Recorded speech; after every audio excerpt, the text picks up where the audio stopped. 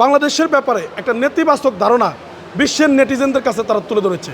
তাদের কাছে এই কথা তুলে ধরেছে, এই বার্তা দিয়েছে, এখানে একটা উগ্রবাদীদের উত্থান ঘটেছে, এখানে একটা মৌলবাদীদের উত্থান ঘটেছে, এরা জঙ্গি, এদেরকে এখনই দমন করতে হবে, এখনই নিধন করতে হবে।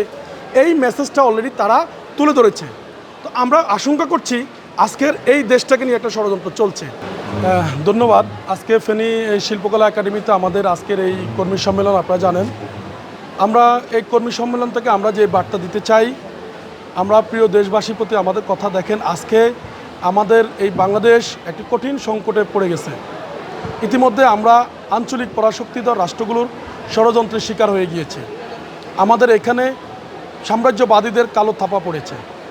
এখানে অলরেডি বাংলাদেশকে নিয়ে এটা তাদের ইন্টারনাল সমঝোতা হয়ে গেছে, এটা বুঝাই যাচ্ছে।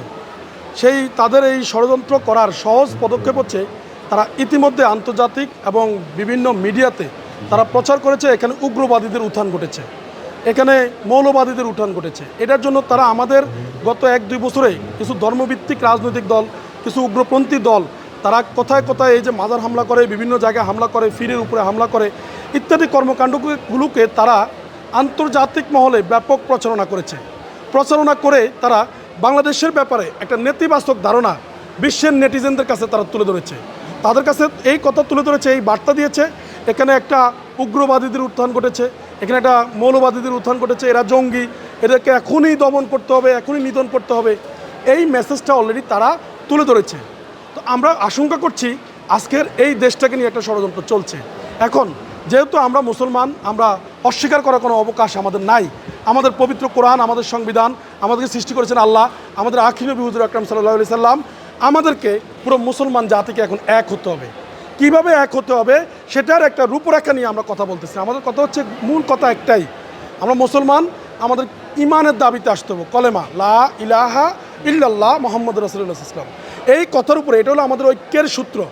এখানে আমরা যেই দল করি না, যেই মত, যেই পথের হই না কেন, দিন শেষে আমাদের কিন্তু এই কয়েকটা ব্যাপারে আমরা ঐক্যবদ্ধ। এই কয়েকটা মৌলিক ব্যাপারে আমাদের কিন্তু কোনো দ্বিমত নাই, কোনো মতভেদ নাই। সুতরাং এখানে আমরা চাই আমাদের ঐক্যের সূত্র হোক এটা, যে আমরা মুসলমান, আমাদের জমিনে হুকুম চলবে আল্লাহর।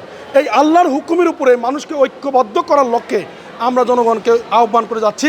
তার একটা রূপরেখা, কীভাবে রাষ্ট্রনীতি চলবে, কীভাবে সমাজনীতি চলবে, কীভাবে শিক্ষানীতি চলবে, কীভাবে সামরিক নীতি চলবে, কীভাবে প্রশাসন কাঠামো চলবে, এর একটা সামষ্টিক রূপরেখা কোরআনের নীতিমালাকে মাথায় রেখে আমরা তুলে ধরেছি।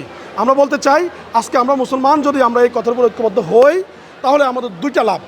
এক, আমরা পুরো জাতি হব ঐক্যবদ্ধ, আমাদের নেতা হবে একজন, আঞ্চলিক পরাশক্তির সংকট আমরা মোকাবেলা করতে পারবো। 2 নম্বর, আমরা হব মুমিন, পরকালে আমরা যাব জান্নাত। এই দুইটা লাভ আমাদের। তাহলে আমাদের সামনে আল্লাহর হুকুম প্রতিষ্ঠা করা ছাড়া, এই তৌহিদের উপর ঐক্যবদ্ধ ছাড়া আর কোনো পথ আমাদের জানা নাই।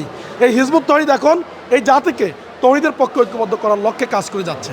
সেই লক্ষ্যে আজকে এই সেমিনারে আমাদের নেতৃবৃন্দ উপস্থিত হয়েছেন, কর্মীরা উপস্থিত হয়েছেন।